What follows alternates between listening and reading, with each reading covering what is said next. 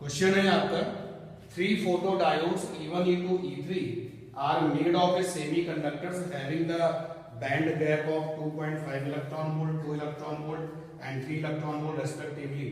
Which of them will not be able to detect light of wavelength 600 nanometer? अब आपको ये पता होना चाहिए कि वो कौन सा डायोड है जो लाइट को डिटेक्ट करता है।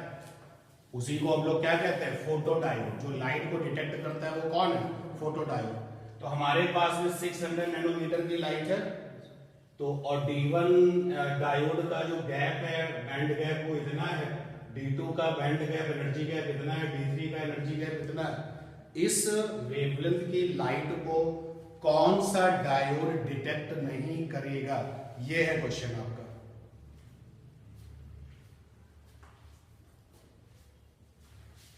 क्वेश्चन को कनेक्ट करो कि आपके पास क्या अवेलेबल है। डिटेक्शन का मतलब समझे, डिटेक्शन का क्या मतलब है? डिटेक्शन का मतलब है जब हम लोग इसकी लाइट डायोड की जब हम बात करते हैं तो लाइट डायोड कैसा होता है, रिवर्स बाइस में होता है। याद है ना, रिवर्स बाइस में होता है। और रिवर्स बाइस में जो करंट होती है बिना लाइट को डाले, वो कौन सी होती है, डार्क करंट होती है। फिर लाइट डालने के बाद जो करंट आती है उसको क्या कहते हैं, photo current. Actually photo current का मतलब होता है कि जो लाइट के डालने के बाद जो नए इलेक्ट्रॉन्स और होल्स पेयर बने हैं, तो उनके डालने के बाद अगर जो है करंट मिल रही है, तो वो और डार्क करंट मिल करके समेशन जो होता है क्या क्या कहलाता है, टोटल करंट। उसी को फोटो करंट। यानी लाइट डालने के बाद वो डायोड एक्शन में आ जाए, मतलब काम करने लगे। और किसी भी डायोड की वर्किंग तब होगी जब इनपुट वाली एनर्जी, जो तुम एनर्जी दोगे, वो गैप से क्या हो, ज्यादा हो, तभी वो काम करेगा। जो इनपुट वाली एनर्जी है वो क्या हो, गैप से ज्यादा हो। पहले हम ये देखें, ये जो लाइट हम डालेंगे, लाइट डालेंगे मतलब क्या, फोटोन डालेंगे। और यही फोटोन उस जंक्शन पर जो है नए इलेक्ट्रॉन होल्स पेयर बनाएंगे और करंट बनाएंगे। और वो जो इलेक्ट्रॉन होल्स पेयर है वो किस जोन से निकलेंगे, डिप्लीशन जोन से निकलेंगे और फिर करंट बनाने में रोल प्ले करेंगे। तो ये जो लाइट है ये कितनी एनर्जी का फोटोन है, पहले ये निकाला जाए। तो इसकी एनर्जी निकाली भाई, energy of A incident photon. तो फोटोन एनर्जी निकाला जाए भाई। फोटोन एनर्जी है, अगर हम E से लिखें तो हमारे पास फार्मूला है h, हमारे पास फार्मूला है Sc बाई लैम्डा, हमारे पास फार्मूला है Sc की जगह पे क्या 1 2 3 7 5। स्मार्ट वर्क में आप लिख सकते हो 1 2 4 0 0। और नीचे जो लैम्डा होता है किसमें लेते हैं, एंगस्ट्रॉम में। नैनोमीटर में आपका है 600 नैनोमीटर, तो एंगस्ट्रॉम में कितना हो जाएगा, एक जीरो और बढ़ा दीजिए तो 6,000। अब जो एनर्जी निकल के आती है किसमें आती है, इलेक्ट्रॉन वोल्ट में। सॉल्व करो, बताओ कितनी वैल्यू आ रही है। तो ये एनर्जी आ रही है फोटोन की। अब ये फोटोन नए इलेक्ट्रॉन बना दे, वैलेंस इलेक्ट्रॉन बना दे। वैलेंस इलेक्ट्रॉन जो है वो कंडक्शन बैंड में पहुंच जाए, उसके लिए इलेक्ट्रॉनों की एनर्जी जो है वो बैंड एनर्जी कैसे कम ही चाहिए, ज्यादा होनी चाहिए। बहुत ज्यादा जो अगर हम लोग डिस्कशन करेंगे कम से कम कितने होने चाहिए, तो कम से कम इसके बराबर होने चाहिए। यानी कि ये जो एनर्जी फोटोन की आई है, ये फोटोन की एनर्जी वैलेंस इलेक्ट्रॉनों को मिलेगी। और वो वैलेंस इलेक्ट्रॉन जो है अपनी जगह छोड़ के कहां जाएंगे, कंडक्शन बैंड में। क्या चीज क्रॉस करते हैं, एनर्जी गैप। तो ये एनर्जी इलेक्ट्रॉनों को मिलेगी, तो इसका मतलब है ये एनर्जी गैप से क्या होनी चाहिए, ज्यादा होनी चाहिए। भाई बहुत ज्यादा है, या तो बराबर होनी चाहिए, कम तो नहीं होनी चाहिए ना। बात समझ पा रहे हैं ना, बात समझ पा रहे हैं कि नहीं। ये एनर्जी फोटोन की किसको मिलेगी, इलेक्ट्रॉन को मिलेगी। मान लो वो इलेक्ट्रॉन हम है, मुझे वैलेंस बैंड से निकल करके कंडक्शन बैंड में जाना है और बीच में वो जो गैप है उसे पार करना है। तो इस गैप को हम कब पार कर पाएंगे, जब मेरी एनर्जी इस गैप के या तो बराबर हो या इससे क्या हो, ज्यादा हो। तो यहां पर अगर आप देखें तो D1 का जो एनर्जी गैप है वो 2.5 है, गैप ज्यादा है और ये एनर्जी क्या है, कम है। तो भाई ये जो फोटोन है वो D1 के लिए तो काम नहीं करेगा, D3 के लिए भी काम नहीं करेगा, किसके लिए काम करेगा, D2 के लिए काम करेगा। तो जब इस एनर्जी का, जब इस वेवलेंथ का फोटोन D2 में डाला जाएगा तो ये वो काम करेगा, मतलब D2 वाला डायोड हमारी इस वेवलेंथ को क्या करेगा, डिटेक्ट करेगा। ठीक है ना, डिटेक्टर होता है तो डिटेक्ट करेगा। क्लियर है क्वेश्चन के लिए? देखिए भैया नेक्स्ट क्वेश्चन क्या, इन द फॉलोइंग डायग्राम, ये रहा diagram, is a junction diode, दिख रहा है ये जंक्शन डायोड, तो पूछा कि ये फॉरवर्ड बाइस्ड है या फिर रिवर्स बाइस्ड है। अभी कल की मतलब लास्ट क्लास में हमने क्या देखा था, फॉरवर्ड बाइसिंग का मतलब है जो P वाला टर्मिनल है वो कैसा होना चाहिए, P टर्मिनल हाई वोल्टेज, और जो N टर्मिनल है वो कैसा होना चाहिए, लो वोल्टेज। नेगेटिव वोल्टेज को लेकर के गलती मत करना, जैसे अगर कहीं पर नेगेटिव का 10 वोल्ट है और कहीं पर नेगेटिव का 2 वोल्ट है तो कौन सा हाई है, नेगेटिव का 2 वोल्ट हाई है। तो देखो ये P टर्मिनल है, तो P टर्मिनल में 0 वोल्ट है, अर्थ से कनेक्टेड है, और N टर्मिनल में क्या है, प्लस का 5 है, दिख ही रहा है, यानी कि N टर्मिनल पर क्या है, हाई, और P टर्मिनल पर क्या है, लो। अगर ऐसा है तो फॉरवर्ड बाइसिंग, इसका उल्टा है तो रिवर्स बाइसिंग। इस क्वेश्चन का आंसर होगा ये कैसी बाइसिंग, रिवर्स बाइस या रिवर्स बाइसिंग। देखिए भाई नेक्स्ट क्वेश्चन क्या है, in the following diagram capital S is a semiconductor, ये कैपिटल S आपका सेमीकंडक्टर है। Would you increase or decrease the value of capital R to keep the reading of ammeter a constant when S is heated? Question को दोबारा से पढ़ते हैं। S आपका semiconductor है, would you increase or decrease the value of capital R? आप capital R को change कर सकते हो क्या, पूछ रहा है आपसे, कर सकते हो क्या? To keep the reading of ammeter capital as constant, आपके इस R के बदलने से आमीटर की रीडिंग क्या होनी चाहिए, कांस्टेंट होनी चाहिए। व्हेन S इज हीटेड, जबकि हम S को क्या कर रहे हैं, हीट कर रहे हैं। वुड यू इंक्रीज और डिक्रीज, आप कैपिटल R को इंक्रीज या फिर डिक्रीज करोगे जबकि आमीटर की रीडिंग जो है वो कांस्टेंट है, जबकि हम कैपिटल S को क्या कर रहे हैं, हीटेड कर रहे हैं। लिखा है give the reason for your answer. अगर हम देखें अभी तो मान लेते हैं कि कैपिटल R की वैल्यू अभी हमारे पास में x है, तो जब करंट लिखा है, करंट इज इक्वल टू क्या, I इज इक्वल टू होता है E टोटल अपॉन में capital R total plus small r total, ये जनरल फार्मूला है। I is equal to E total, यहां से आएगा, कुछ दिया तो नहीं गया तो मान लेते हैं कि इसका E टोटल E बैटरी का। कैपिटल R टोटल में कौन कौन है, सेमीकंडक्टर है और ये है, तो सेमीकंडक्टर का अपना रेजिस्टेंस कितना है, सपोज कर लो S है। सेमीकंडक्टर का जो रेजिस्टेंस हमने क्या ले लिया, S है, और कैपिटल R की वैल्यू अभी कितनी है, x है, प्लस का x, और स्मॉल r टोटल इस बैटरी का इंटरनल कुछ नहीं कहना तो क्या लेके चलेंगे, आइडियल बैटरी लेके चलेंगे 0। अब तुमने इसको हीट कर दिया, अब इसको हीट कर दिया, लेकिन आमीटर की जो रीडिंग है वो क्या रखनी है, नहीं बदलनी है, तो इस कैपिटल R को तुम इंक्रीज करोगे या डिक्रीज करोगे, ये क्वेश्चन है। जैसे ही हमने S को हीट किया, on heating semiconductor capital S, हमें पता है कि सेमीकंडक्टर का जो रेजिस्टेंस है वो हीटिंग करने से क्या हो जाएगा, कम हो जाएगा। ये कंडक्टर का केस नहीं है, सेमीकंडक्टर का जो रेजिस्टेंस होता है, रेजिस्टेंस वो प्रोपोर्शनल होता है 1 अपॉन टेम्परेचर के। टेम्परेचर बढ़ाओगे तो रेजिस्टेंस कम हो जाएगा। सेमीकंडक्टर कंडक्टर में बढ़ जाता है।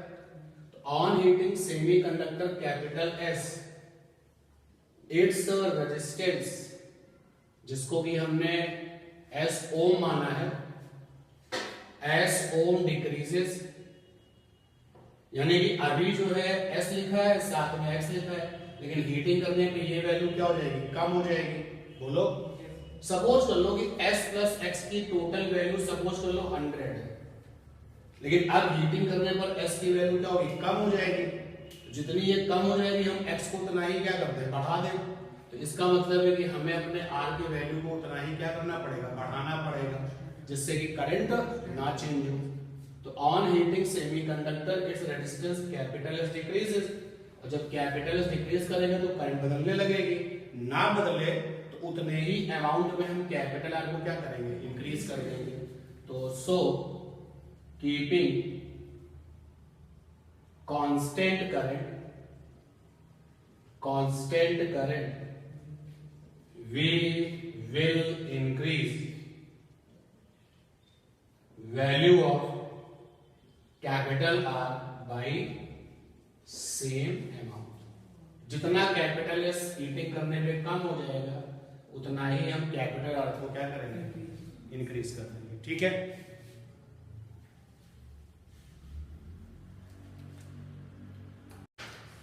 नेक्स्ट क्वेश्चन में the VI characteristics of a silicon diode is shown in the figure। एक सिलिकॉन डायोड है, सेमीकंडक्टर सिलिकॉन यूज किया गया है, और उसका जो VI कैरेक्टरिस्टिक्स है, I और V का जो ग्राफ है वो दिखाया जा रहा है।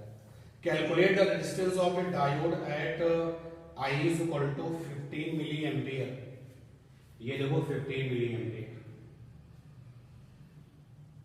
And V is equal to minus का 10 वोल्ट, ये माइनस का 10 वोल्ट है। अच्छा, इस वाले जोन में अगर हम रेजिस्टेंस निकालेंगे तो हमें पता है ना इसको क्या कहते हैं, फॉरवर्ड बाइसिंग। तो जो रेजिस्टेंस निकल के आएगा उसका क्या मतलब होगा, फॉरवर्ड बाइसिंग रेजिस्टेंस। और अगर इस जोन में हम रेजिस्टेंस निकालेंगे तो वो क्या कहलाएगा, रिवर्स बाइसिंग रेजिस्टेंस। और अगर ये कहा जाए कि आपका जो डायोड है वो आइडियल है, मतलब उसका जो रेजिस्टेंस है वो क्या है, 0। ठीक है, तो क्वेश्चन में हमें 15 मिली एम्पियर पे रेजिस्टेंस निकालना है। कैसे निकलेगा रेजिस्टेंस, अगर हमारे सामने ग्राफ होता है तो रेजिस्टेंस की वैल्यू क्या होती है, स्लोप निकाल सकते हो तो स्लोप से निकलता है, otherwise resistance is equal to होता है डिफरेंस ऑफ वैल्यूज। आप देखिए ना, रेजिस्टेंस का फार्मूला होता है, रेजिस्टेंस इज इक्वल टू होता है V अपॉन I, याद है कौन सा से, ठीक, V अपॉन I। तो यहां पर देखो V की जो वैल्यू है वो x एक्सिस पर, और I की वैल्यू कैसे है, y एक्सिस पर। Difference of values in V माने वोल्टेज, रेजिस्टेंस के लिए voltage upon current, difference of values in current, और हमें पॉइंट दिया गया 15। तो देखो वोल्टेज की वैल्यू कहां से कहां तक वेरी कर रही है, तो डिफरेंस का मतलब बाद वाली वैल्यू वोल्टेज की और पहले वाली वैल्यू 0.5, और करंट की वैल्यू कहां से कहां तक वेरी कर रही है, 10 से 15। बट ऊपर वाली वैल्यू तो तुमने वोल्ट में लिखी, लेकिन ये वाली वैल्यू किसमें, मिली एम्पियर में, तो मिली एम्पियर के एम्पियर बना लेना। तो बाद वाली वैल्यू है आपकी 15 मिली एम्पियर, एम्पियर बना लीजिए, और 10 मिली एम्पियर, एम्पियर बना लीजिए। 1 मिली एम्पियर में 10⁻³ एम्पियर होता है। तो ऊपर आ जाएगा 0.3, नीचे आ जाएगा 5, नीचे का 10⁻³ ऊपर चला जाएगा, ऊपर बनेगा कितना 30, नीचे आएगा 5, कितना आ जाएगा 6। ठीक है, क्लियर है, क्या कैलकुलेशन कोई गड़बड़ तो नहीं है, -3 आएगा, ओके सही है। ठीक, रिवर्स बाइसिंग में चलो भाई, तो रिवर्स बायसिंग में जब आप जाओगे तो resistance is equal to voltage की वैल्यू यहां से यहां तक, तो बाद वाली वैल्यू कौन सी है? -10। Final value minus initial value कितनी है? 0। और करंट के लिए आ जाइए तो बाद वाली वैल्यू कौन सी है?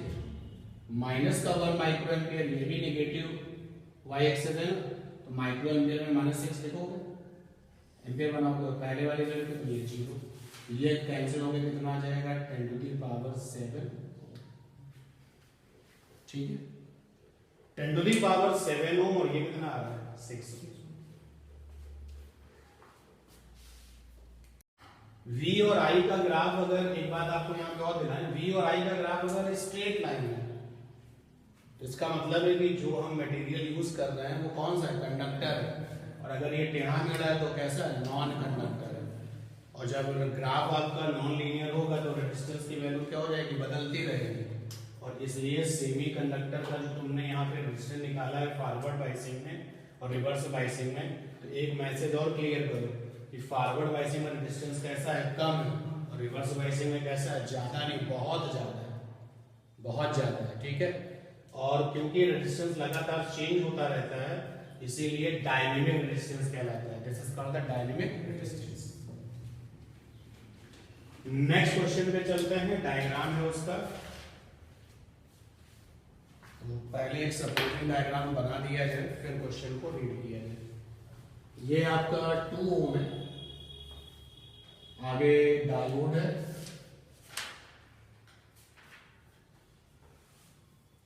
फिर नेक्स्ट में डायोड है 3 ohm. This one is 3 ohm, it is 2 ohm. This diode is D2 and this one is D1 and it is 4 ohm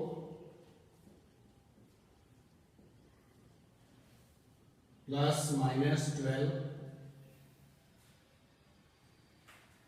Question है कि the circuit shown in the figure has the two oppositely connected ideal diodes. ये दोनों diodes कैसे हैं? Ideal है। Ideal का मतलब हो गया इन डायोड का अपना खुद का जो रेजिस्टेंस है वो कितना हो गया? 0 ओम।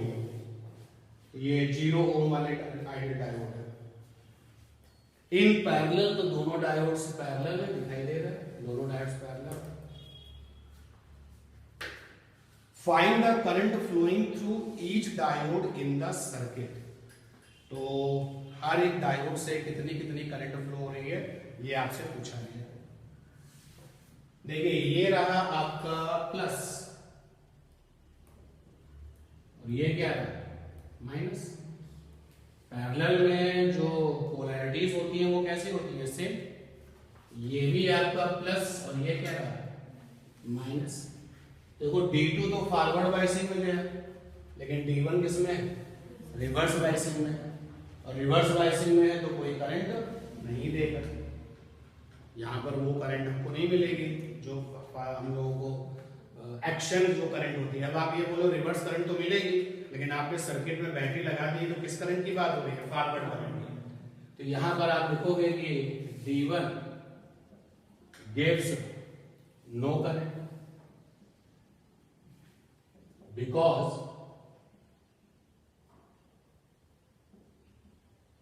it is a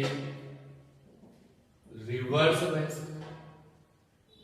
reverse biasing में है तो भैया यहां पे तो कट्टम लगा देते हैं क्योंकि यहां तो करंट जा ही नहीं रही है। अब करंट यहां से चली, जो भी करंट चली वो सारी की सारी D2 पे पहुंचेगी ना? बोलो, क्या करंट का यहाँ कोई डिस्ट्रीब्यूशन होगा? नहीं होगा। अगर हम टोटल करंट निकालोगे तो वही करंट किसकी होगी? D2 की करंट होगी। तो I इज इक्वल टू हो जाएगा E टोटल अपॉन में कैपिटल R टोटल और प्लस का small r total. Now check the situation, E total कितना है? 12 है। कैपिटल R टोटल में ये 4 है, ये 2 है, D2 का अपना खुद का क्या है? 0, क्योंकि क्वेश्चन में ये डायोड D2 कैसा था? आइडियल था। तो R टोटल में 4 हो गया, 2 हो गया, D2 का रेशियो कितना हो गया? 0। और स्मॉल r टोटल क्या है? आपका इंटरनल रेजिस्टेंस है, नथिंग, तो 0। 12/6 कितना आ गया? 2 एम्पियर। यही 2 एम्पियर हमारे D2 वाली डायोड से करंट फ्लो करेगी। तो तो एक लाइन लिखनी पड़ेगी, through the diode D2 current will be 2 ampere. ठीक है। नेक्स्ट क्वेश्चन है, the circuit shown in the figure contains the two diodes D1 and D2, okay, each with the forward resistance of 150 ohm and infinite backward resistance. यानी अगर ये forward bias में होंगे तो diode का रेजिस्टेंस 150 ओम लेना है, और अगर ये रिवर्स बायस में है तो कितना लेना है, इन्फिनिटी लेना है। ठीक है। Find the current through the 100 ohm resistance. 100 ohm resistance से करंट चाहिए। ये जो रेजिस्टेंस दिया गया है ये 50 ओम। चेक करेगा, देखें कौन सा फॉरवर्ड है कौन सा रिवर्स है। तो ये हमारी बैटरी का प्लस है और ये माइनस है। ये प्लस है क्योंकि पैरेलल में पोलैरिटी सेम होती है। ये तो आपका फॉरवर्ड बायस हो गया और ये कैसा हो गया, रिवर्स बायस। और रिवर्स बायस में तो कोई भी फॉरवर्ड करंट नहीं होगी। तो जो करंट यहां से निकलेगी अगर वो I है तो वो करंट I चलते हुए यहां पहुंचेगी, तो वही I तो 100 में जाएगी। यानी अगर हम I निकाल दें तो वही I 100 की क्या होगी, करंट होगी। तो I इक्वल टू होता है E टोटल अपॉन में कैपिटल R टोटल और प्लस का small r total. E total कितना है, 6 है। अब कैपिटल R टोटल में देखो, ये जो D1 है फॉरवर्ड बायसिंग है, और क्वेश्चन में लिखा हुआ है कि अगर फॉरवर्ड बायसिंग में डायोड है तो उसका जो रेजिस्टेंस है वो कितना लेना, 150। तो ये 150 आ गया इसका, आगे ये 150 और आया, और फिर यहां से यहां पर पहुंचे कितना आया, 100 आया, और स्मॉल r क्या है आपका 0। ठीक है, कितना बन गया ये टोटल 400, ब्रैकेट 400 बन गया ना, 6/400 यानी कि 3/200 एम्पीयर। ठीक है।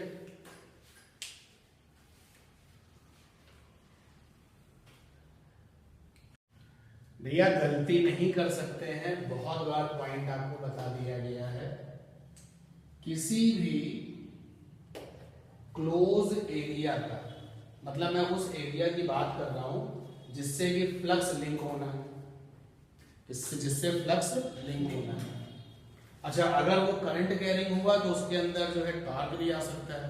यानी हमारे अपने डिस्कशन में हमारे पास में लूप है, हमारे पास में मैग्नेटिक फील्ड है,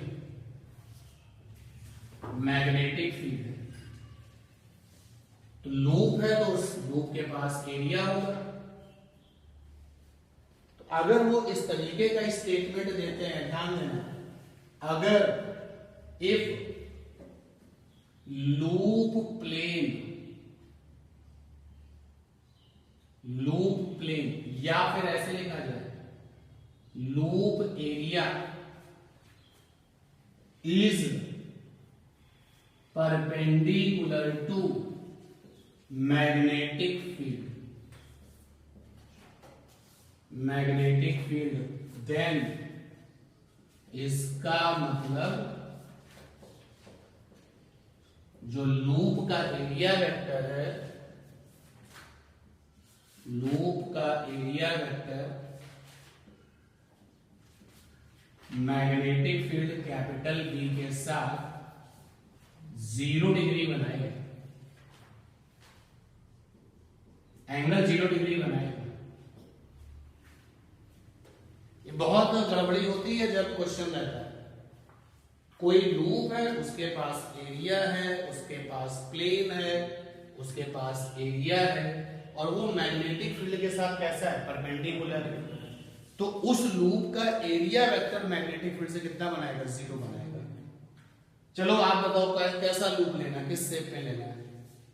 कोई भी ज्योमेट्री सोचो, लूप की कोई भी ज्योमेट्री, रेक्टेंगुलर ले लेते हैं। तो देखो ये हमारे पास में रेक्टेंगुलर लूप है,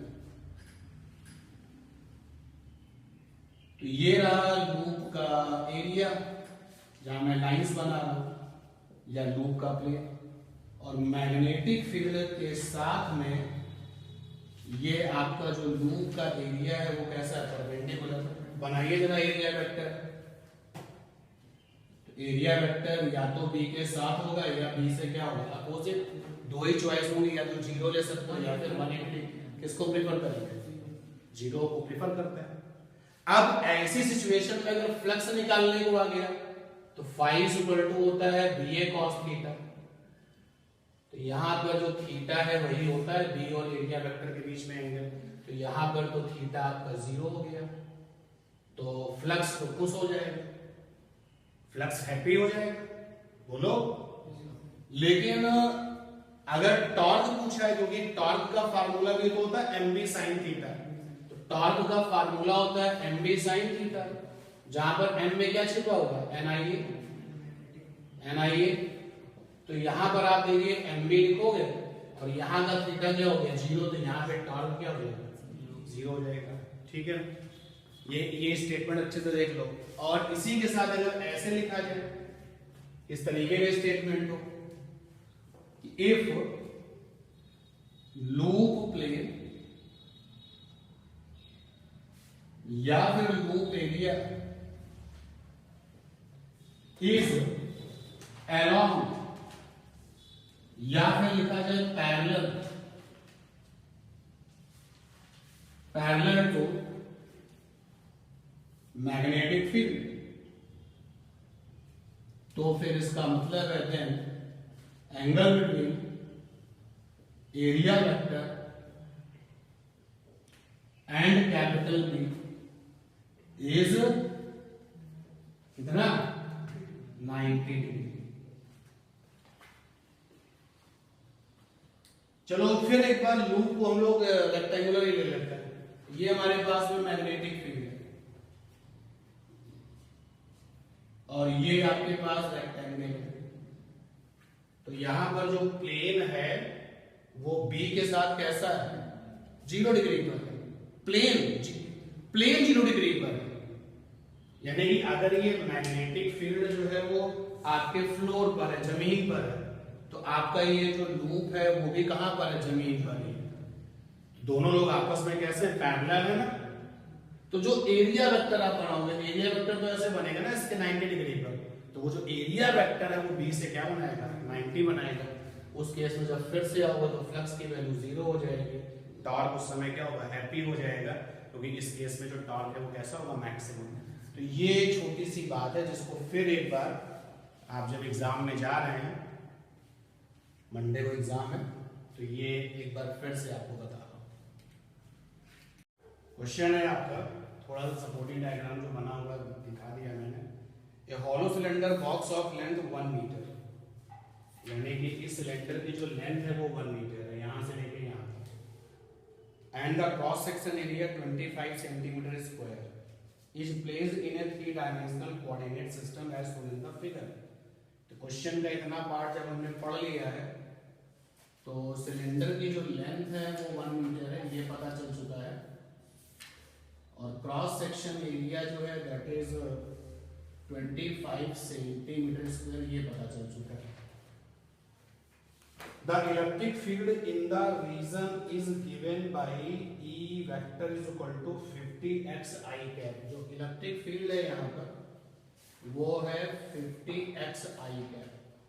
I cap देख के पता चल जाता है कि जो इलेक्ट्रिक फील्ड है वो किस डायरेक्शन में होगी, along the x axis। याद रखें इलेक्ट्रिक फील्ड दिखाई नहीं है, बट मैंने उसके क्वेश्चन से समझ लिया है कि I cap का मतलब इलेक्ट्रिक फील्ड कैसी है, along the x axis। तो दिखा दिया गया इलेक्ट्रिक फील्ड को, ये रही electric field,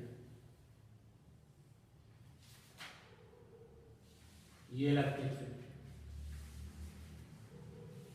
The electric field in the region is given by E vector is equal to 50x I cap, where E is in Newton upon Coulomb और x जो है वो मीटर में है।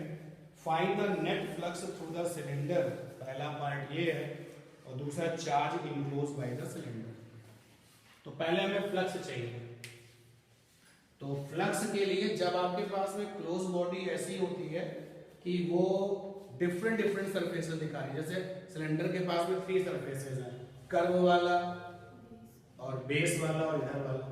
तो सबसे पहले जरा कर्व सिलेंडर से जो कर्व वाला हिस्सा है उससे लिंक फ्लक्स निकालें। तो हम बात कर रहे हैं लिंक फ्लक्स की, लिंक फ्लक्स की बात कर रहे हैं। और सबसे पहले देखते हैं through the curve surface, through curve surface. मान लिया वो φ1 है, थ्रू लेफ्ट एरिया, देखो ये L लिखा है ना, L माने लेफ्ट, ये एरिया वो मान लिया φ2 है। और थ्रू राइट वाला एरिया जो है वो हमने मान लिया कितना, φ3। देखो φ1 की वैल्यू 0 हो जाएगी, φ1 इज इक्वल टू लिखोगे EA cos थीटा। तो यहां पर जो है EA लिखने की जरूरत ही नहीं पड़ेगी, थीटा 90 है, क्योंकि इलेक्ट्रिक फील्ड तो कैसी है, अलोंग द एक्स एक्सिस है। और कर्व वाला एरिया वेक्टर ये होगा, तो एरिया वेक्टर और इलेक्ट्रिक फील्ड कितने डिग्री पर है, तो φ1 तो 0 हो गया। चलते हैं φ2 के लिए, φ2 तो φ2 लेफ्ट एरिया यानी इससे लिखो, तो मैंने फिर से लिखा EA cos theta. Now be careful, φ2 is equal to E की वैल्यू क्या है, यहाँ पे तो मुझे E की वैल्यू चाहिए ना, तो E की वैल्यू है 50x, 50x। एरिया कितना है 25, मीटर में बना लो 25 10⁻⁻⁴। और थीटा कितना हो जाएगा 180, क्योंकि इलेक्ट्रिक फील्ड ये है और इसका एरिया वेक्टर इस तरफ चलेगा, तो कितना एंगल आएगा 180 आएगा। अब देखिए यहां से यहां पर इस पॉइंट पे अगर आओगे तो कोऑर्डिनेट 1,0 होगा, और जब यहां पर जाओगे तो 2,0 होगा, क्योंकि 1 मीटर लेंथ सिलेंडर की और है, यानी कि इस पॉइंट के लिए x की वैल्यू कितनी है 1 है, यहां पर x की जगह पे 1 लिख दो। तो φ2 इज इक्वल टू हो जाएगा 50 × 1 25 माइनस का 4 cos 80 माइनस 1, यहां से φ2 आ जाएगा 25 यानी कि माइनस का 1250 माइनस 4, ये आया SI में आया newton metre square upon coulomb, ये आपका φ2 आ गया। हम निकालते हैं φ3 यानी कि इससे लिंक होने वाला फ्लक्स, तो φ3 इज इक्वल टू है EA cos थीटा। तो फिर से E की वैल्यू है 50x, और राइट हैंड वाला जो एरिया है वैल्यू में वही है 25 सेंटीमीटर स्क्वायर है, तो मीटर बना लीजिए -4 मीटर स्क्वायर, यह आ जाएगा 25 × 10⁻⁻⁴ मीटर स्क्वायर। cos थीटा यहाँ पर हो जाएगा 0, क्योंकि यहाँ का जो एरिया वेक्टर है वो इलेक्ट्रिक फील्ड के साथ कैसा होगा, मैच कर जाएगा। ये आ जाएगा 50, x की वैल्यू कितनी है यहाँ पे 2, इस वाले राइट हैंड एरिया के लिए कितनी है 2, यहाँ 2 लिखा, और ये 25 -4 cos 0 1 हो गया, ये हो जाएगा कितना 100 और 102,500 और 10⁻⁻⁴ newton metre square upon coulomb, क्योंकि SI में। तो कुल फ्लक्स निकाल लिया जाए, सभी को प्लस कर दिया जाए, तो टोटल फ्लक्स आ जाएगा φ1 प्लस का φ2 प्लस का φ3, टोटल आ जाएगा आपका φ1 तो 0 है, φ2 है माइनस का 1250 माइनस का 4, और φ3 है 2500 माइनस 4। यहां से टोटल आ जाएगा आपका -4 कॉमन हो जाएगा, 2500 से 1250 करोगे माइनस, तो कितना आ जाएगा भाई 1250, तो फाइव टोटल आ गया 1250 माइनस का 4। चाहो तो ऐसे ही लिखा रहने दो, और ये ऐसे लिख सकते हो कितना 0.1250 न्यूटन मीटर स्क्वायर। सही लिखा ना, ये 0.1250 तो आएगा, ये 0.0125 आएगा, चेक करो।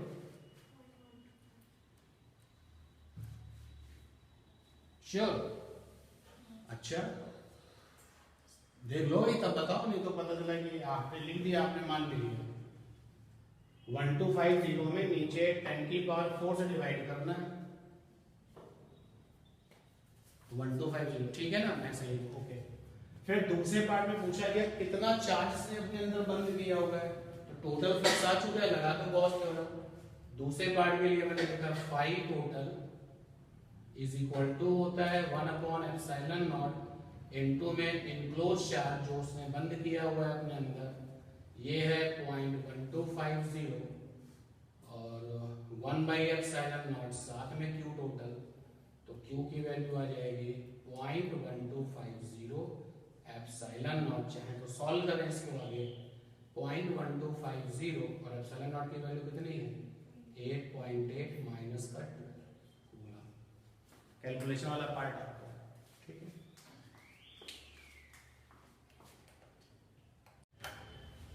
अगर आपसे ये कहा जाए कि हम आपको 4 पिक्चर्स देंगे, अगर ऑब्जेक्टिव क्वेश्चंस की बात करें तो यू हैव 4 ऑप्शंस, और ये पूछा है कि बताओ इनमें से कौन सी इक्विपोटेंशियल सरफेसेस है। आपको ये याद रखना चाहिए कि जब 2 या 2 से ज्यादा चार्जेस होते हैं, देखो एक चार्ज अगर, जैसे आपको ये तो पता है कि अकेला अगर पॉइंट चार्ज है तो उसका जो इक्विपोटेंशियल सरफेस होता है वो कैसा होता है, स्फेरिकल होता है। और अगर यूनिफॉर्म इलेक्ट्रिक फील्ड है तो इक्विपोटेंशियल कैसा होता है, लैमिनर, और हमेशा इलेक्ट्रिक फील्ड से कैसा होता है, परपेंडिकुलर। लेकिन अगर सिस्टम ऑफ चार्ज दिया जाता है और पूछा जाए इक्विपोटेंशियल सरफेस कौन सी है, तो बस जो ट्रिक काम करती है, इक्विपोटेंशियल सरफेसेस कभी भी एक दूसरे को कट नहीं करती है, कभी भी एक दूसरे को कट नहीं करती है। जैसे उसने कहा कि आपके पास में Q1 है प्लस चार्ज है और ये Q2 भी प्लस चार्ज है, बताइए इसकी इक्विपोटेंशियल सरफेसेस क्या होंगे। इक्विपोटेंशियल सरफेसेस कभी भी एक दूसरे को कट नहीं करती हैं, बस इस बात का ध्यान रखो। अकेला Q1 होता तो ईपीएस कैसी होती है, स्फेरिकल। तो देखिए हमने स्फेरिकल बनाया,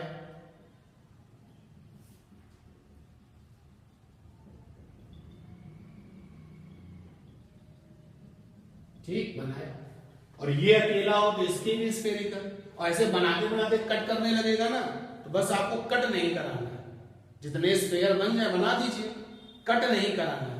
तो जब डायग्राम आप देखोगे तो इसी ट्रिक से काम चल जाता है कि ईपीएस जब सिस्टम ऑफ चार्जेस हमारे सामने होते हैं तो ईपीएस कभी भी एक दूसरे को कट नहीं करते हैं, और एक ही ऑप्शन ऐसा होगा जो इस बात को सपोर्ट करता होगा, तो आप उस क्वेश्चन का भी आंसर दे पाओगे।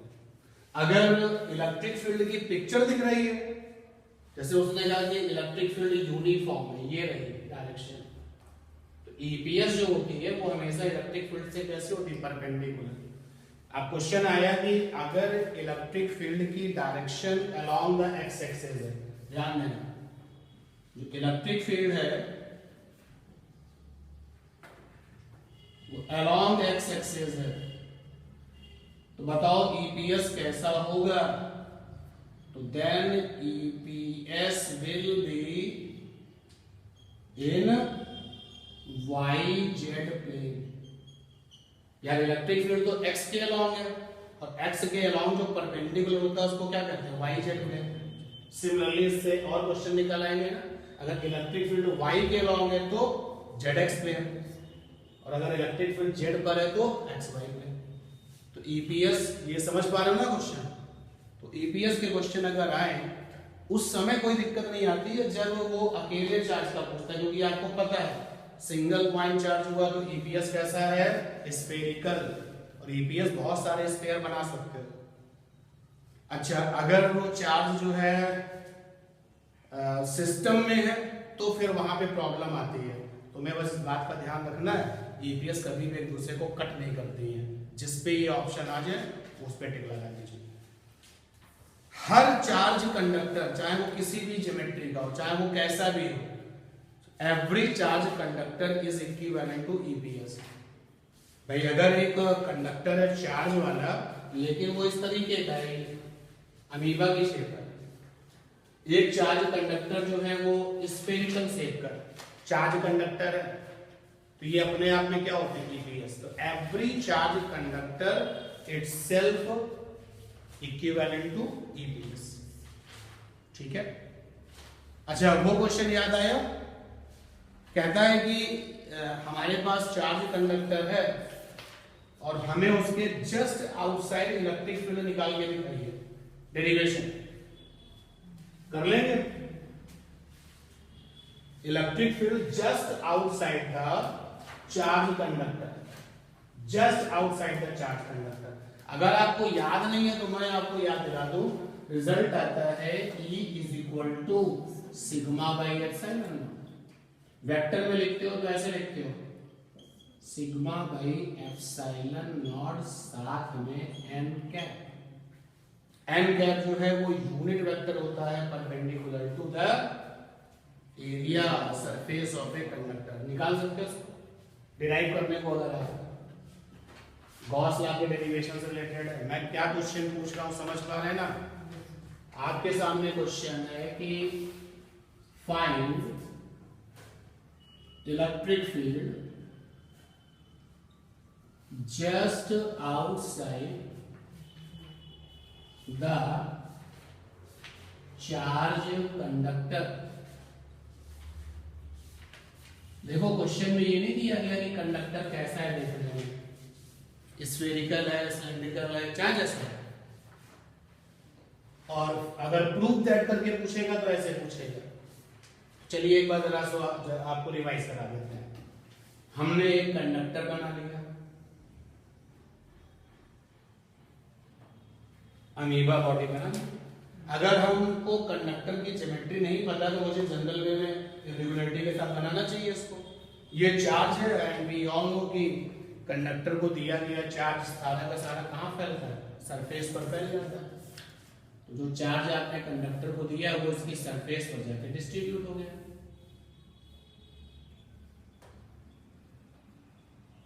जब तक एग्जाम नहीं हो जाता है तो इधर जितने मुझे लगता है कि काफी टाइम से रिवीजन चल रहा है, सारे लेक्चर तो आप नहीं देख सकते हो, लेकिन जो मैं आपसे रिक्वेस्ट कर रहा हूँ एसी वाले लेक्चर, अल्टरनेटिंग करंट के लेक्चर, ईएमडब्ल्यू के लेक्चर, जो टॉपिक वाइज चला है, और मैग्नेटिक फील्ड के बहुत सारे रिवीजन में लेक्चर तैयार हुए थे, इनको जरूर देखें और फिर उसके बाद में आगे बढ़ें। और फिर इधर जब रिवीजन और डिस्कशन के जो लेक्चर्स हैं वो अपनी पढ़ाई करते रहिए। जब आपको लगे कि नहीं अब फिर आप किताब टच नहीं करनी है तो फिर इनके पास फोकस करिए। ये मेरा कंडक्टर है, कितना चार्ज दिया है तो मान लेते हैं क्यों चार्ज इसको दिया था, कहां डिस्ट्रीब्यूट हो गया, क्योंकि ये टेढ़ा मेढ़ा है यानी इर्रेगुलर है, तो चार्ज का बंटवारा जो है बराबर बराबर नहीं होगा, इसलिए इसको कहेंगे non uniform distribution of charge. और अगर ये रेगुलर होता है यानी इसकी रेडियस ऑफ कर्वेचर अगर कांस्टेंट होती तो जो चार्ज का डिस्ट्रीब्यूशन है वो भी कैसा होता, बराबर होता। तो मैंने इसको टोटल चार्ज क्यों दिया है भाई, टोटल चार्ज है ठीक, दे दिया इसको, ये इसके आउटर सरफेस पे जाके डिस्ट्रीब्यूट हो चुका है। जस्ट आउटसाइड फील्ड निकालनी, मैंने कहा यहां निकालते हैं, जस्ट आउटसाइड ये। तो गॉस लॉ कहता है कि अगर हमें यूज करना है तो any how enclose the charge, किसी तरीके से आप चार्ज को क्या कर लें, बंद कर लें। और चार्ज को बंद करने के लिए जो सरफेस यूज होती है उसका नाम क्या है, गॉसियन सरफेस। क्या सीखने को मिला है, पॉइंट चार्ज को बंद करना है तो गॉसियन सरफेस स्फेरिकल। और अगर चार्ज किसी कंडक्टिंग बॉडी पर है, 3 डायमेंशनल बॉडी है, जैसी बॉडी है वैसा ही गॉसियन सरफेस। देखिए मैं गॉसियन सरफेस बना रहा हूं डॉटेड में, जैसा हमारा ये कंडक्टर है वैसी ही गॉसियन सरफेस में बना लेता हूं।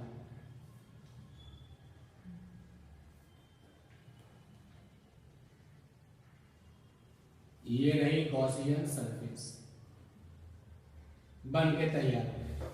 पूरी की पूरी बॉडी गॉसियन सरफेस के अंदर बंद हो चुकी है, तो डेफिनेटली जो चार्ज है वो भी क्या हो गया, बंद हो चुका है। तो लिंक फ्लक्स निकालोगे, link flux with Gaussian surface,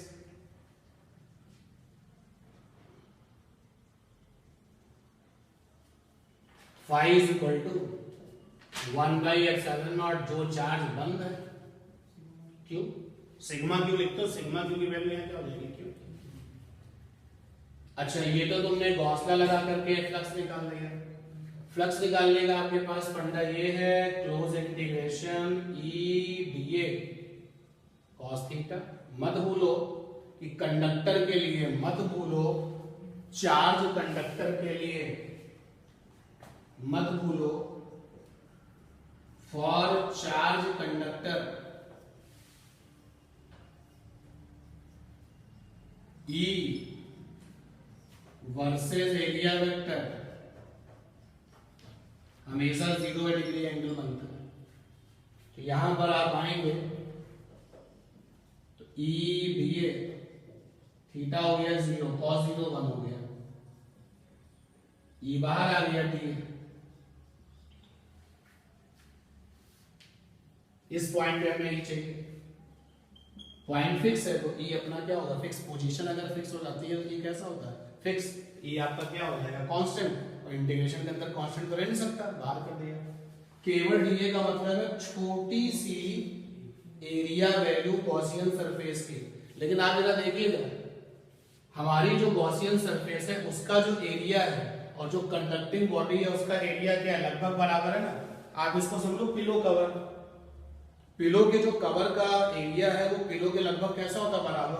तो मेरी गॉसियन सरफेस एक तरीके से पिलो कवर ही तो है, तो मुझे लेना चाहिए एरिया किसका, गॉसियन सरफेस का। लेकिन यहां पर गॉसियन सरफेस का एरिया कंडक्टिंग बॉडी के एरिया के क्या है, इक्वल। तो मैंने यहां पर फिर से लिखा फाई इज इक्वल टू ई, और इसकी जगह पर लिखा area of Gaussian surface, Gaussian surface. चूंकि हमारी Gaussian surface just like a pillow cover है, तो बॉडी का जो एरिया है उसका भी एरिया उतना ही होगा। तो अगली लाइन पर लिखा phi is equal to E area of body, area of conducting body. और अगर समवन इज सेइंग कि कंडक्टिंग बॉडी का एरिया ए है, ये रही इक्वेशन से।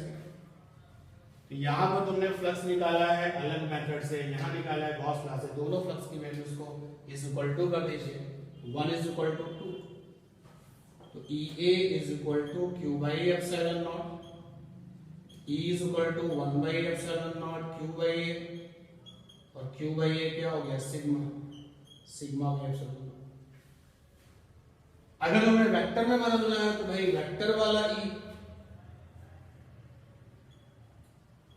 तो वेक्टर वाला E क्या होगा, वैल्यू ऑफ E। भाई वेक्टर इज इक्वल टू क्या होता है, वेक्टर इज इक्वल टू होता है वेक्टर की वैल्यू,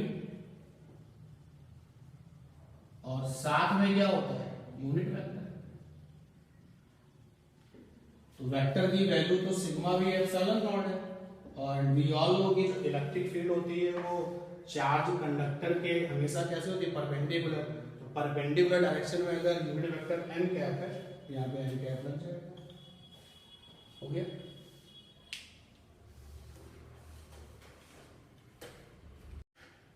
तो क्वेश्चन है कि two closely spaced equipotential surfaces capital A and capital B with potential V and V plus delta V, capital A and capital B with potential V and V plus delta V are kept at delta L distance, delta L distance, delta L distance पर रखी गई है। deduce the relation between the electric field and the potential gradient between them. Write the two important conclusions concerning the relations between the electric field and the electric potentials. तो सबसे पहले हमें जो है इलेक्ट्रिक फील्ड और potential gradient में relation निकालना है। Deduce the relation between the electric field and potential gradient. यहां पर एक टर्म आ रहा है पोटेंशियल ग्रेडियंट। मैंने आपको बताया ग्रेडियंट का क्या मतलब होता है, एनीवन? ग्रेडियंट का मतलब होता है किसी फिजिकल क्वांटिटी में डिस्टेंस से क्या करना, डिवाइड। पोटेंशियल ग्रेडियंट तो ऊपर हमें क्या लेना चाहिए पड़ेगा, पोटेंशियल का चेंज। पोटेंशियल का चेंज है डेल्टा वी। देखो यहाँ पोटेंशियल भी है, यहाँ वी प्लस डेल्टा वी है, तो पोटेंशियल का चेंज कितना हो जाएगा, डेल्टा वी। अगर ये डायग्राम मेरे सामने नहीं होता तो हम ऐसे लिखते डेल्टा वी, या ऐसे लिखते डी वी, और नीचे है डिस्टेंस, तो डिस्टेंस यहाँ पे क्या है, डेल्टा है। अगर मेरे सामने डायग्राम नहीं होता तो नीचे क्या लिखते हैं, डेल्टा आर, या कैलकुलस में क्या लिखते हैं, डी। ये पोटेंशियल ग्रेडियंट और इलेक्ट्रिक फील्ड में क्या चाहिए, रिलेशन चाहिए। तो रिलेशन तुमको निकालना है। डायग्राम का इतना ही रोल है केवल यहाँ पर कि आप पोटेंशियल के चेंज को ये वाला डेल्टा वी लिखें और डिस्टेंस के चेंज को इस तरीके से लिखें, बस और कुछ नहीं है। तो सिंपली आपको पोटेंशियल ग्रेडियंट और इसका रिलेशन चाहिए। कैसे नहीं मिलेगा भाई, स्टार्ट करते हैं। वी नो दैट, क्या जानते हैं भैया, electric potential difference. Electric potential difference delta V is equal to होता है डब्ल्यू माने वर्क डन, और अपॉन में टेस्ट चार्ज जिसके ऊपर वर्क डन किया गया। तो चलो क्यू ले लेते हैं उसको, ये रहा टेस्ट चार्ज, ठीक है। इसके बाद क्या किया, वर्क डन के पीछे पड़ जाते हैं, delta V is equal to, अब वर्क डन, क्योंकि यहाँ पे कैलकुलस वाली सिचुएशन दिख रही है, तो कैलकुलस वाली स्टाइल में वर्क डन क्या होता है, integration force dot displacement, displacement delta L. अगर कोई चार्ज इस सरफेस से इस सरफेस तक जाएगा तो कितना डिस्प्लेसमेंट करेगा, डेल्टा एल। अदरवाइज अपना डी आर लिख सकते थे, नीचे ये क्यू, ठीक। Delta V is equal to, force को ब्रेक कर सकते हैं क्यू इंटू ई,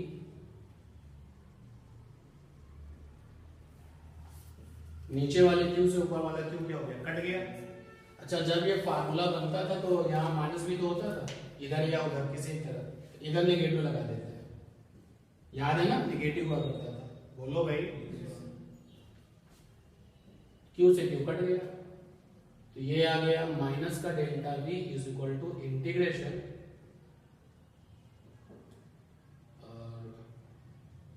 ई डेल्टा एल। इसको चाहो तो ब्रेक कर लो, ये आ जाएगा E delta L cos theta, ठीक है, ओके।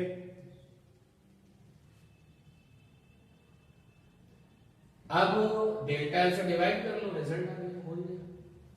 और अगर इंटीग्रेशन से हटना चाहो, जैसे ये पता चल जाए कि ये जो डिस्कशन चल रहा है वहां पर जो इलेक्ट्रिक फील्ड है वो यूनिफॉर्म है, तो फिर इस इंटीग्रेशन का कोई रोल नहीं रहेगा, तो यहाँ इंटीग्रेशन पूरा हट जाएगा। जब इंटीग्रेशन हट जाएगा तो डेल्टा एल को यहाँ ले जाओगे, तो क्या बन जाएगा, पोटेंशियल ग्रेडियंट बन जाएगा। और फिलहाल हम इसी सिचुएशन पे रहते हैं, जैसा क्वेश्चन है वैसा ही रखते हैं। डेल्टा वी नीचे डेल्टा एल, ई डेल्टा एल कॉस थीटा,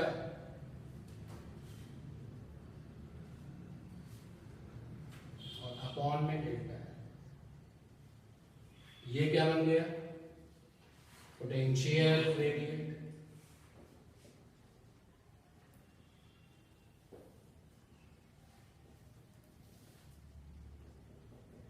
और ये आ गया ई delta L cos theta upon में डेल्टा एल, ठीक है, हो गया रिलेशन। रिलेशनशिप केवल देनी थी बस।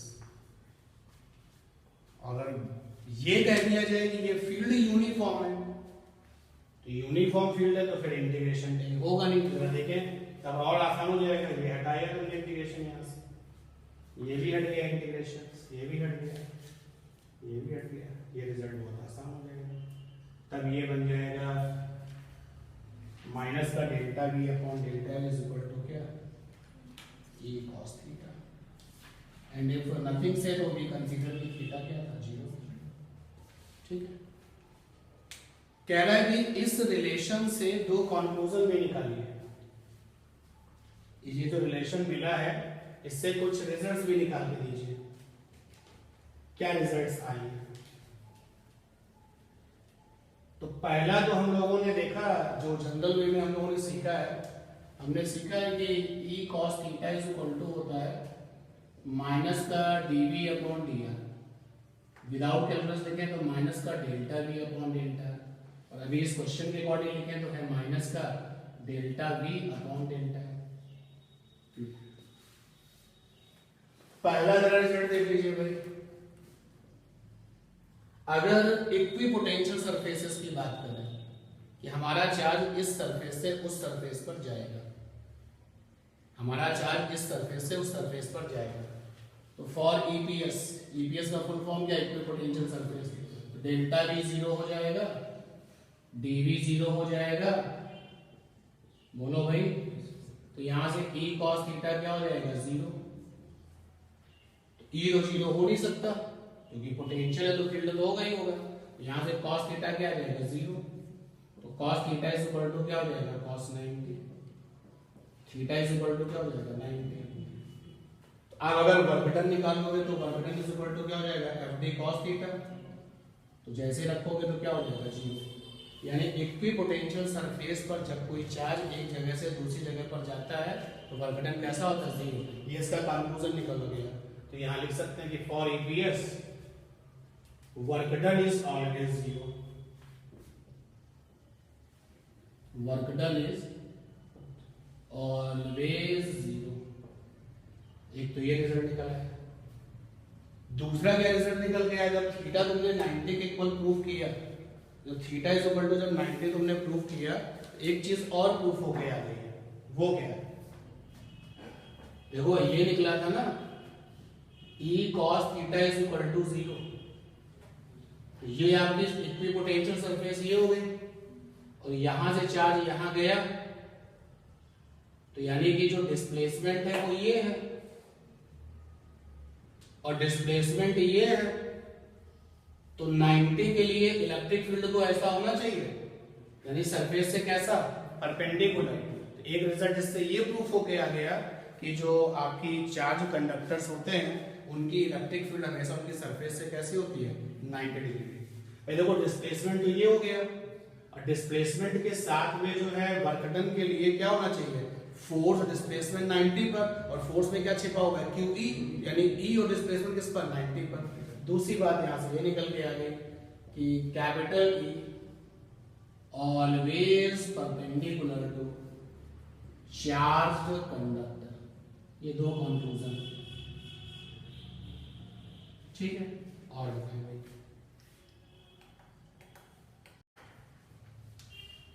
देखो ये तो आपको मैंने बताया है रिवीजन क्लासेस में, फिर से एक बार बता दूं कि in PPC, in parallel plate capacitor, अगर मैं इसको पिक्चराइज करूं तो capital E beyond the plates कितना होता है, 0 होता है। अगर आप इधर की तरफ इलेक्ट्रिक फील्ड तलाशते हैं या इधर सर्च करते हैं तो प्लेटों के बीच में इलेक्ट्रिक फील्ड नहीं मिलती। Capital E between the plates,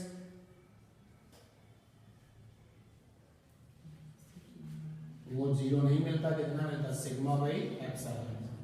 तब है जब हमारी दोनों प्लेटों का जो एरिया है वो कैसा है, सेम है, आइडेंटिकल है, समान। कैपेसिटी क्या होती है भाई, अगर दोनों प्लेटों के बीच में एयर है तो कैपेसिटी C एयर के केस में C नॉट से लिखा जाता है epsilon not A by B। और अगर आपने दोनों प्लेटों के बीच में मीडियम को फिल कर दिया, माध्यम भर दिया, अच्छा जो मीडियम आप फिल करते हैं उसमें एक टर्म आता है डाइलेक्ट्रिक कांस्टेंट, उसको एक नाम और भी देते हैं, अगर मीडियम भर दिया है तो कैपेसिटी कितनी है? चलो मैंने कहा सी मीडियम है, सी वो है एप्सिलॉन नॉट के ए बाई बी। इसी के को क्या लिखते हैं? Epsilon R. और इस के को वैसे तो डाइलेक्ट्रिक कांस्टेंट कहते हैं, और नाम क्या है इसका? रिलेटिव इलेक्ट्रिक परमिटिविटी, और इसको एप्सिलॉन आर से भी लिखा जाता है। तो मीडियम फिल होने के बाद में कैपेसिटी ये है, एयर में ये दोनों को डिवाइड कर लो। जब तुम दोनों को डिवाइड करोगे तो मिलता है C equal to C naught के। ठीक है, ये मिलता है। क्लियर? अब जरा उस क्वेश्चन को देखते हैं जिसकी वजह से हमने ये थोड़ा सा रिजल्ट रिवाइज कराया। और स्टोरिंग एनर्जी का फार्मूला क्या होता है कैपेसिटर में? स्टोरिंग एनर्जी को हम लोग कैपिटल यू से लिखते हैं, होता है हाफ CV स्क्वायर और Q स्क्वायर बाई 2C। ये स्टोरिंग एनर्जी का फार्मूला।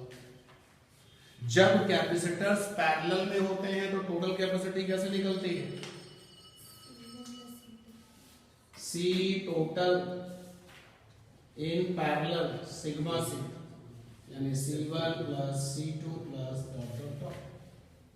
और जब वो सीरीज में होते हैं, C टोटल इन सीरीज, तो रिजल्ट आता है 1/C total sigma 1/C, 1/C1 plus 1/C2 plus. चलिए देखते हैं क्या क्वेश्चन है। Two parallel plate capacitors X and Y have the same area of the plates and the same separation between them। तो यहाँ पर एक डायग्राम है छोटा सा। इस वाले कैपेसिटर का नाम X है, इसका नाम Y है, और यहाँ वोल्टेज है 15 वोल्ट की। फिर एक बार क्वेश्चन को पढ़ते हैं। Two parallel plate capacitor X and Y have the same area of the plates and the same separation between them। X has air and Y contains the dielectric medium epsilon r is equal to 4। यहाँ पर जो medium है उसका epsilon r है 4, relative electric permittivity 4 है। Calculate the capacitance of each capacitor if equivalent capacitance of the combination is 4 microfarad. तो कह रहा है कि टोटल कैपेसिटी अगर 4 माइक्रोफैरड है तो इसकी कैपेसिटी कितनी है, इसकी कितनी है?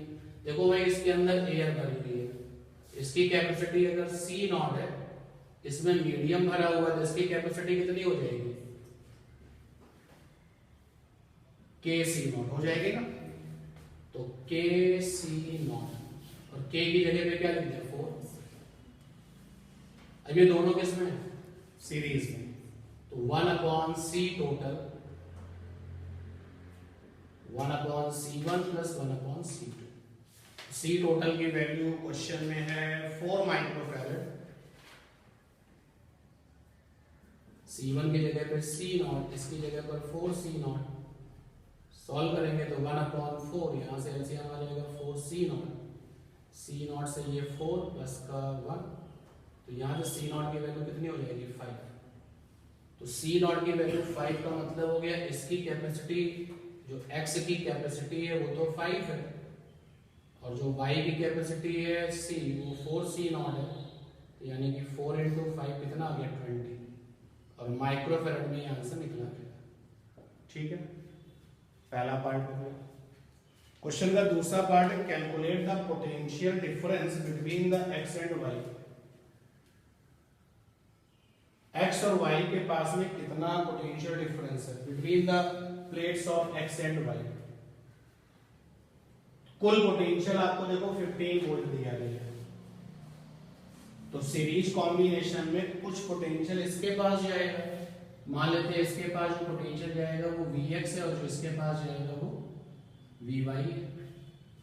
ठीक है, तो देखो भाई Q बराबर क्या होता है? CV। V इक्वल टू क्या हो जाएगा? Q/C। तो Vx की वैल्यू हो जाएगी Q/C नॉट, और Vy की वैल्यू क्या हो जाएगी? Q/C। क्यू दोनों में सेम होगा क्योंकि सीरीज कॉम्बिनेशन में करंट कैसी होती है, सेम, चार्ज कैसा होता है, सेम। यहां से आ जाएगा Vx अपॉन में Vy is equal to C upon C naught, ratio लेने पर, और C की वैल्यू है 4C नॉट, तो 4/1। अब देखिए पोटेंशियल का रेशियो आ चुका है 4:1, तो टोटल पोटेंशियल 15 है, तो निकाल लो Vx इज इक्वल टू क्या, रेशियो वाला पार्ट अपॉन में सम ऑफ रेशियो और इनटू में total, 5 3 12 volt. Vy is equal to ratio वाला पार्ट अपॉन में सम ऑफ रेशियो इनटू में 3 5 3 ये पोटेंशियल है, ठीक है। तीसरा है कि estimate the ratio of electrostatic energy stored in X and Y, X के पास और वाई के पास जो स्टोरिंग एनर्जी है वो निकालो। अगर हम स्टोरिंग एनर्जी ux ले लें तो ये लिखोगे half c naught vx square, और y की स्टोरिंग एनर्जी लिखोगे हाफ c vy स्क्वायर, दोनों को डिवाइड करो, ux अपॉन uy इज इक्वल टू, यहां से आ जाएगा c नॉट अपॉन c, यहां से आ जाएगा vx अपॉन vy होल स्क्वायर।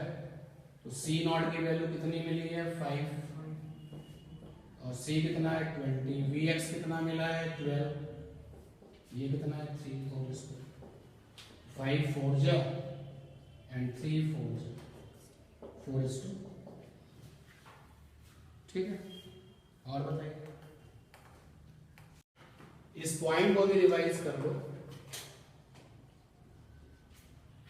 कि आपके पास में एयर कैपेसिटर था और उसको तुमने जो है मीडियम से फिल किया, और ये सारा काम किया जब बैटरी हटा लिया है, और फिर यही सारा काम किया जब बैटरी स्टिल कनेक्टेड है। वो केस याद आया, हमारे पास में है एयर कैपेसिटर, हमारे पास में है बैटरी। कॉमन सेंस की बात है, बैटरी है तो क्यों रही होगी, चार्जिंग के लिए रही होगी। हम क्या करेंगे,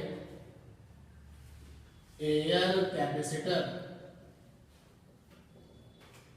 filled with medium,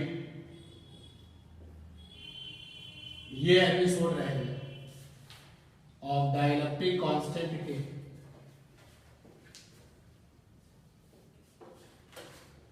dielectric constant के। केस नंबर 1 बैटरी हटा के ये काम करेंगे, केस नंबर 2 बैटरी नहीं हटाएंगे ये काम करेंगे। केस नंबर 1 ये सारा काम करेंगे और बैटरी रिमूव कर देंगे, बैटरी रिमूव। और केस नंबर 2 हम ये सारा काम करेंगे लेकिन बैटरी अभी भी कनेक्टेड है।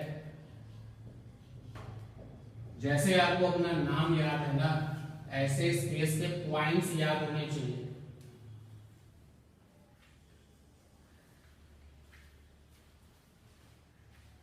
तो पहला पार्ट है कि जब हमने बैटरी हटा दी और मीडियम डाला तो नई कैपेसिटी क्या हो गई। तो नई कैपेसिटी जो होती है वो पुरानी कैपेसिटी से k टाइम्स ज्यादा है। जब एयर कैपेसिटर था तो उसकी कैपेसिटी c नॉट थी, और फिर जब मीडियम डाल दिया तो उसकी कैपेसिटी क्या होगी c। पहला पॉइंट ये जो सबसे इंपॉर्टेंट है, चार्ज नहीं बदलता है। Q माने चार्ज, ये नहीं बदलता है, कांस्टेंट। कुछ लोग पूछ रहे हैं कि बैटरी हटाने से पहले चार्ज और बैटरी हटाने के बाद चार्ज, आप बताओ। चार्ज नहीं बदलता है, और यही बैकबोन है इसका। मान लो जो चीजें हम बता रहे हो तुम भूल जाओ तो ये याद रखना कि की पॉइंट क्या है। की पॉइंट ये है, यहाँ पर चार्ज नहीं बदलता है, ये इसका की पॉइंट है। और कैपेसिटी आपको पता चल चुकी है, अभी हमने किया थोड़ी देर पहले।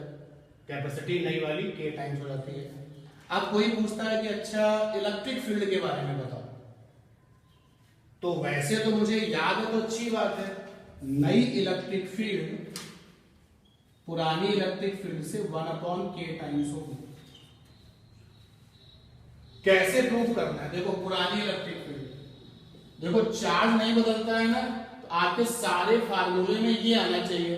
तो कैपेसिटर में इलेक्ट्रिक फील्ड का फार्मूला क्या होता है? सिग्मा बाई एप्सिलॉन नॉट, और क्या होता है? V by D. हमें तो वो फार्मूला चाहिए जिसमें कि K ये आपका Q आना चाहिए। सिग्मा को ब्रेक करो Q बाई A, तो होता है सिग्मा बाई एप्सिलॉन नॉट। ये आ गया Q by A epsilon not. देखो पुरानी वाली फील्ड लिखोगे Q upon epsilon not A, और नई वाली फील्ड लिखोगे, क्या लिखोगे? Q तो बदल नहीं रहा, Q तो बदल नहीं रहा, नीचे एप्सिलॉन नॉट K। याद है ना कि इलेक्ट्रोस्टैटिक्स में अगर मीडियम आता है तो एप्सिलॉन नॉट की जगह पे क्या रहता है?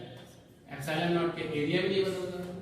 देखो ये आ गया 1 बाई K और Q by epsilon not A, ये आ गया 1 बाई K, और ये देखो Q by epsilon not A क्या पुराना होगा। इलेक्ट्रिक फील्ड ये होगी। पोटेंशियल का क्या होगा? तो वैसे तो याद है कि नया पोटेंशियल पुराने पोटेंशियल से 1 बाई K टाइम्स है। किसी ने कहा प्रूफ करके दिखाओ। आपकी प्रूविंग में रिजल्ट्स में Q आना चाहिए, तो पहले वाला Q, पहले वाला C, पहले वाला V। नया वाला Q तो वही रहेगा भाई, नया वाला C और नया वाला V, दोनों को बराबर कर लो। C not V not C V, C not V not, नया वाला C क्या है? K C not. तो देखो C नॉट कर गया, V इक्वल टू क्या हो गया? V not.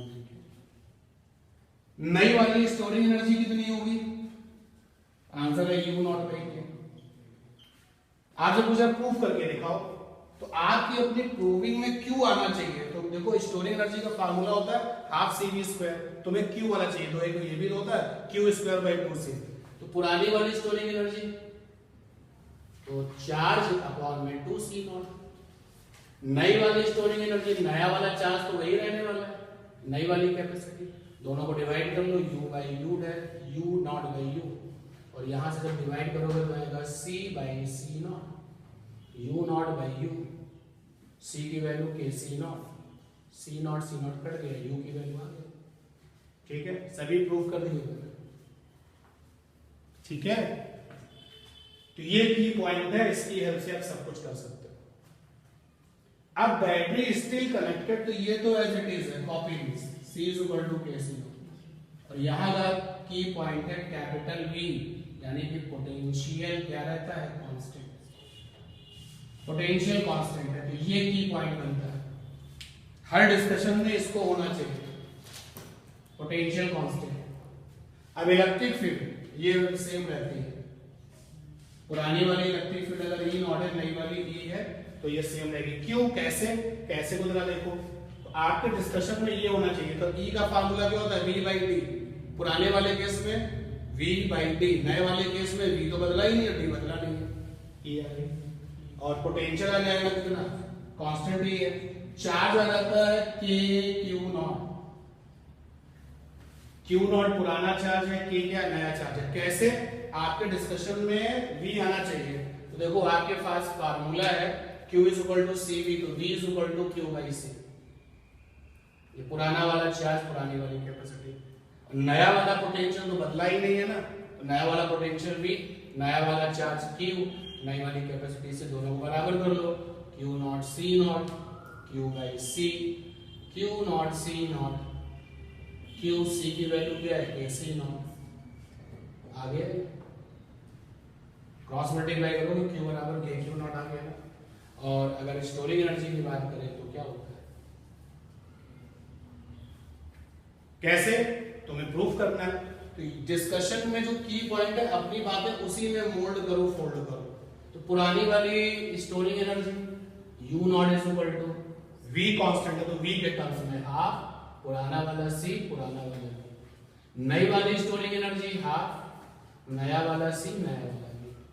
अब देखो ये V तो बदलते ही नहीं है ना, V तो बदलते ही नहीं है, दोनों को डिवाइड कर दो, U naught upon U, C naught upon C, U naught upon U, C naught upon K C not.